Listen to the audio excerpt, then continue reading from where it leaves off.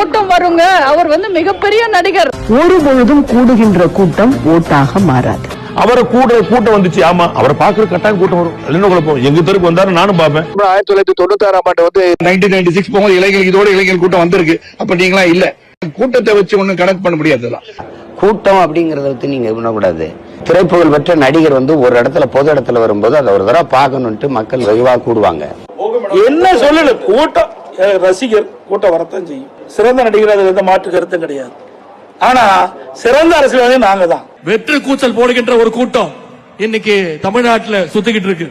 நண்பா, ஒரே ஒரு டவுட், எங்க போனாலும் இது வெறும் சும்மா கூட்டம், ஓட்டு போட மாட்டாங்கன்னு சொல்றாங்க. அப்படியா? இது என்ன சும்மா கூட்டமா? சிரித்தாலும் புதைத்தாலும் வழியாமலே வருந்தாலும்